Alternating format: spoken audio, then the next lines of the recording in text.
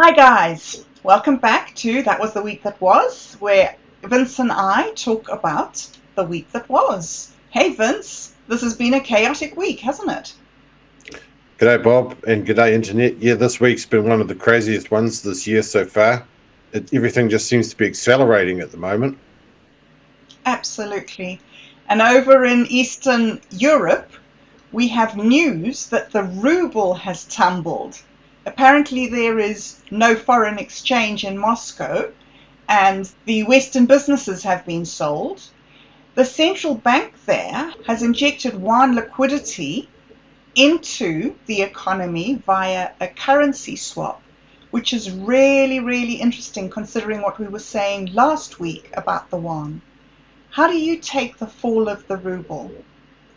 I think it's a sign that the Russian economy really is going down the toilet. I think Vladimir Putin gambled almost everything on the idea that Russia would win in the first 3 days. And he had been quoted widely as saying that if he wanted to, he could have Russian troops in Kiev within 3 days. So it was a well-known boast of his. And when that didn't come true, now it's been almost 400 days that they've been bogged down in Ukraine.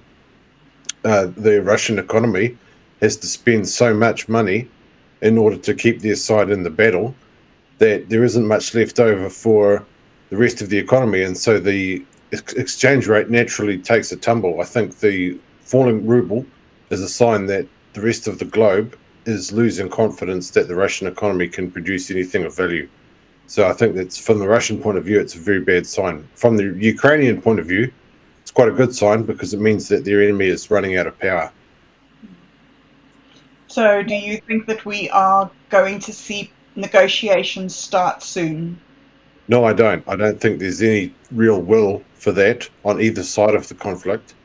So all I can see is just a further escalation of expenses and in both money and lives, and things just accelerating further and further. All right, let's go to another escalation. This time, the French protests. We mentioned those again last week, and there's been more video clip on Twitter showing all sorts of chaos happening there, and also that there was a invasion into BlackRock's office buildings by chanting protesters. The French are very, very angry. They're extremely angry at the moment because they have always valued being able to retire early. That was always a central part of the French promise, but the reason why they worked so hard in the first place. And seeing that taken away, it feels like a theft. 62 to 64, the retirement age, if it goes up by 2 years, that's like the equivalent of losing about $60,000 in payments from the government. So that's actually quite a big loss. But it's not just the pension protests. They're protesting a wider dissatisfaction with the Macron government. He's doing extremely badly. He's doing as badly as Jacinda Ardern was doing in New Zealand, in that he's hated by most of the population now. And the BlackRock was the company that he had employed, that Macron had employed, to carry out the pension reforms. So they played a central role in essentially screwing the French people over at the behest of Emmanuel Macron. So it's interesting to me that the French people have targeted them in particular, because usually they're just making noise and don't so much go after the players in the shadows. The fact that they're targeting BlackRock, I think that's a significant escalation, because it means that people in general are becoming more aware of who's actually pulling the strings. Well, talking of screwing the people over, the cash rate in New Zealand was raised to 5.25% this last week. We've got an economics professor who said that was dangerous. He even used the word evil. And Luxon has come out and said there are 19,000 families in mortgage arrears. The bank is wanting the people to suffer, isn't it? It seems like it. In theory, what the bank is trying to do is just stifle demand. But in practice, it can't really stifle demand without making people poorer and putting people into poverty. I think the main problem is not so much that they're stifling demand in general, it's that the stifling of demand is mostly affecting the younger generations, the ones who are in who are first home buyers, who are in newly mortgaged houses, because they're the ones who are really driven to the wall by this. People who have freehold land aren't so much affected by the official cash rate. In fact, they may even benefit from it because they may have money in term deposits, and so they may get a higher interest rate. But the ones who have large debts, the average mortgage being $300,000 in New Zealand, the 11th consecutive raise of official cash rate really did a lot of damage, caused a lot of pain. I think you can see now that $300,000 mortgage rate's coming up to 8%.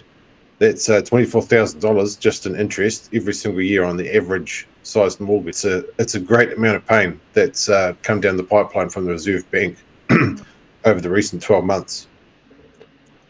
Do you think that the ruling class thinks in a post-COVID era that they can get away with anything? I think the COVID mandates and how easily people accepted them showed that propaganda is still very much in control of the minds of the people in general.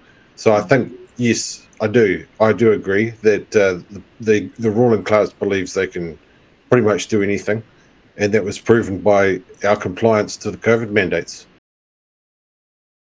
This pain that the adults of New Zealand are feeling is being reflected in the teenagers.